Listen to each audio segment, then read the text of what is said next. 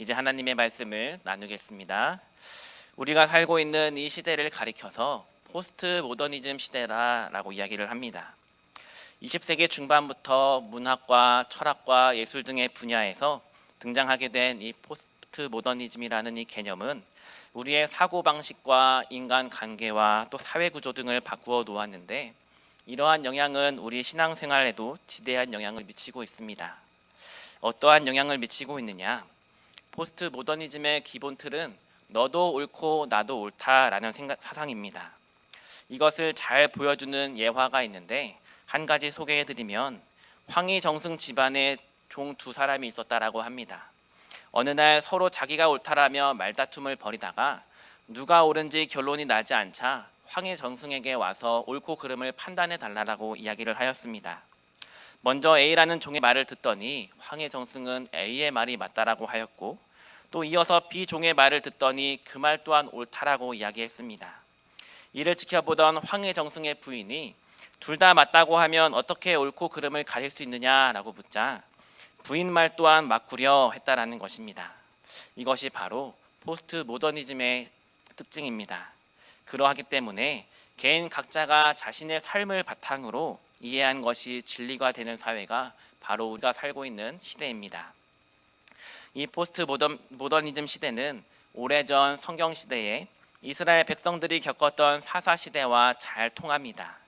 왕이 없던 그 시대의 사람들은 풍요를 위해서 우상을 섬기다가 또 하나님이 필요하면 하나님을 찾았습니다. 성경은 사사 시대의 모든 악행과 그릇됨의 원인을 왕이 없었기 때문이다라고 이야기를 하고 있는데, 오늘날에도 마찬가지로 삶의 양상은 비슷하다라는 것입니다. 권위라고 하는 것도 진리도 또 성정체성도 하나님의 창조 질서를 해체해 버리는 시대가 바로 오늘날의 시대인 것입니다. 장유유서를 철저히 지키던 기성세대와 어릴 때부터 자연스럽게 포스트 모더니즘을 익혀온 젊은 세대들 가운데는 당연히 갈등이 일어날 수밖에 없는 것입니다. 벌써 저도 어린 아동부와 중고등부 친구들과 만나 대화를 하게 될 때면 혹 내가 아이들에게 꼰대와 같은 생각은 가지고 있지는 않은지, 내가 아이들에게 불편함을 주지는 않았는지 걱정할 정도로 세상은 빠르게 또 끊임없이 변화하고 있습니다.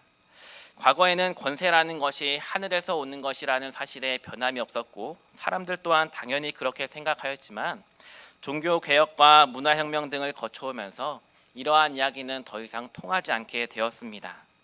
이러한 시대에 성경을 펼쳐 보여주면서 2000년 전에 우리를 위해 이 땅에 오신 예수님, 또 그 예수님께서 우리를 위하여 십자가에 달려 죽으셨다라는 이 사실을 소개한다라면 어느 누가 그것을 진리로 받아들이고 인정할 수 있겠습니까?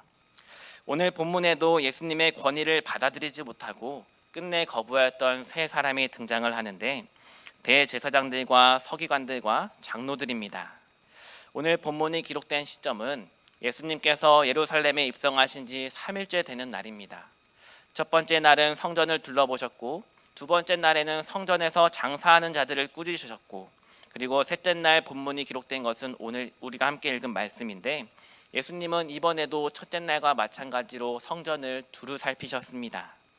동일한 본문이 기록된 마태복음 21장과 누가복음 20장에서는 하나님의 말씀을 가르치시는데, 이때 앞에서 말씀드린 대제사장과 서기관들과 장로들이 예수님께 나와 다음과 같이 물었습니다.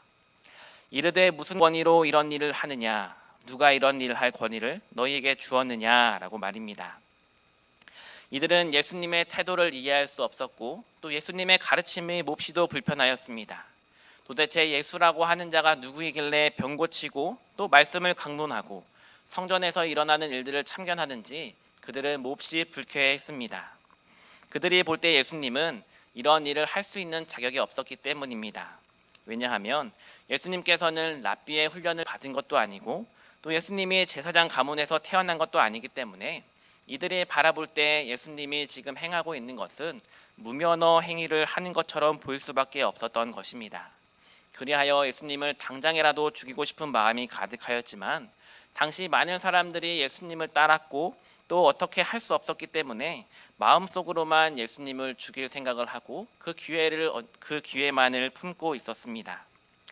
예수님의 권위를 인정하지 못하였던 대제사장들과 서기관들과 또 장로들이 인정하는 유일한 권위는 한 가지 사내들인 공의회였습니다.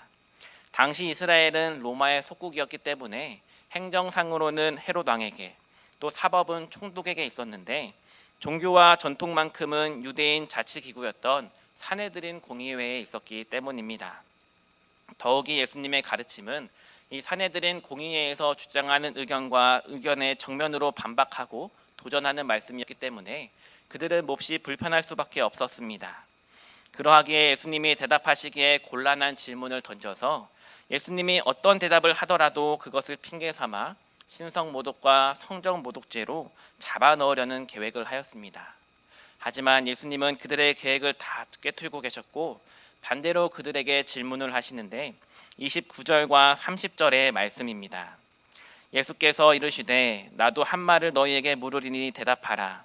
그리하면 나도 무슨 권위로 이런 일을 하는지 이르리라. 요한의 세례가 하늘로부터냐 사람으로부터냐 내게 대답하라. 예수님에게 곤란한 질문을 던져서 예수님을 넘어뜨리려 하였던 그들의 속셈이었지만 이제 그 상황은 역전이 되었습니다. 오히려 대제사장들과 서기관들과 장로들이 오히려 곤란한 상황이 되어버렸습니다. 왜냐하면 당시 세례 요한은 그 누구도 부인할 수 없는 참 선지자였기 때문입니다. 마태복음 3장에 기록된 말씀처럼 유대 광야에서 회개하라 천국이 가까이 왔음이라 선포하였고 또 이사야 선지자의 말씀을 인용하여 예수님의 오심을 준비하고 기다렸던 사람이 바로 세례 요한이었기 때문입니다. 그래서 당시 많은 사람들은 세례 요한을 참 선지자로 인정하게 되었고 그러하기에 세례 요한을 인정하면 예수님을 인정하게 되는 것이고 또 세례 요한을 인정하지 않으면 사람들로부터 공격을 받을 수도 있는 곤란한 상황 가운데 빠지게 된 것입니다. 또 한 가지 질문에 이들이 대답하지 못한 이유는 대제사장들과 서기관들, 장로들이 스스로 왕의 자리에 있었기 때문입니다. 그리고 마치 자신들이 재판장인 것 마냥 예수님을 심판하는 심판자가 되어 예수님을 판단하고 있었기 때문입니다. 그들은 갈릴리 나사렛이라는 동네에서 목수의 아들로 태어난 예수님을 메시아로 받아들일 수가 없었습니다. 적어도 메시아라면 자신의 민족을 구원할 수 있는 능력이 있어야 했는데 예수님의 삶을 보면 정반대의 삶을 사셨기 때문입니다. 무엇보다 그동안 성전 중심으로 돌아갔던 자신들의 권위를 다 빼앗길 위험에 처해 있었기 때문에 그들은 선뜻 예수님의 질문에 대답하지 못했던 것입니다. 결국 백성들의 눈치도 보고 예수님의 눈치도 보다가 그들은 어떠한 결론도 내지 못했고 이러지도 저러지도 못하는 그 모습을 보며 예수님은 33절의 말씀을 하십니다. 나도 무슨 권위로 이런 일을 하는지 너희에게 이르지 않겠다. 자신들의 계획이 수포로 돌아가게 된 상황을 맞이하게 되었고 당장의 예수님의 가르침을 막을 방법 또한 사라지게 된 것입니다. 결국 예수님과 사내들인 공의회 회원들 간의 싸움은 예수님의 승리로 마무리되었는데 이 사건을 통해 예수님은 자신의 권위가 하늘로부터 내려오신 것을 증명하게 되었고 동시에 자신을 적대시하고 자신을 시험하려고 했던 이들의 입을 막아버리게 되었습니다. 그런데 예수님은 하늘의 권위뿐만 아니라 세상의 모든 권위를 가지신 분으로 어떠한 속임수나 세상적인 방법을 의존하여 이들과 싸워 이긴 것이 아니라 자기들 스스로 그 꾀임에 넘어가도록 지혜를 발휘하셔서 승리하셨습니다. 하지만 오늘 말씀의 핵심은 이기신 예수님, 또 뛰어난 위기 대처 능력을 가지신 예수님을 소개하는 데에 그 목적이 있는 것은 아닙니다. 만약 이것이 목적이었더라면 성전에서 그들을 부끄럽게 했을 때, 또 이들이 예수님의 질문에 대답하지 못하고 당황했을 때 예수님은 승리의 계가를 부르며 기뻐하셨을 것입니다. 하지만 예수님은 그렇게 하지 않으셨고 또 예수님께서 이 땅에 오신 목적이 누군가를 정죄하고 부끄럽게 하기 위한 것이 아니라 누군가를 구원하고 살리시기 위한 것이었기 때문에 예수님은 그렇게 반응하지 않으셨습니다. 당시 종교 지도자들이 보여준 권위는 자신들의 힘을 의지하여서 기득권 세력을 보호하고 또 백성 앞에 군림하는 것이 그들의 목적이었지만 예수님의 권위는 정반대였습니다.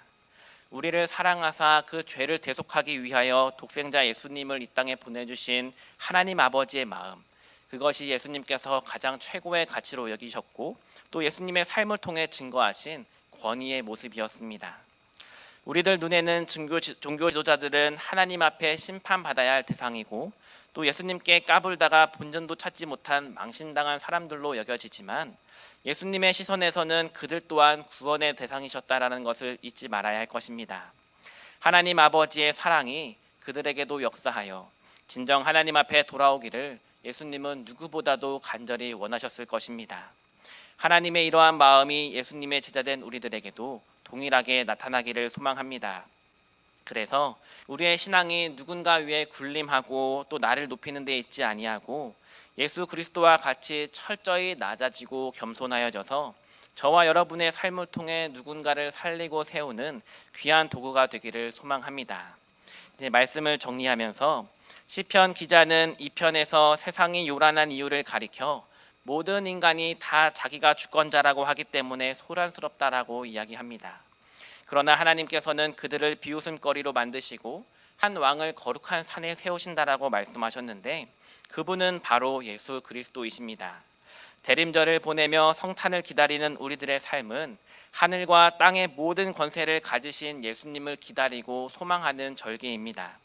모든 능력과 권세를 가지셨지만 온 인류를 구원하기 위하여 십자가를 지신 그 예수님을 이 땅에서 맞이하는 절기가 바로 성탄인 것입니다. 예수님의 권위는 살고자 발버둥치는 것이 아니라 오히려 철저히 죽어지는 것이었습니다. 그래서 예수님을 믿는 저와 여러분들의 삶 또한 낮아지고 또 낮아져서 자기를 부인하고 십자가와 함께 져야 할 것입니다. 십자가의 도는 멸망하는 자들에게 미련한 것이지만 구원을 얻은 성도들에게는 하나님의 자녀가 되는 능력이다라고 말씀하셨습니다.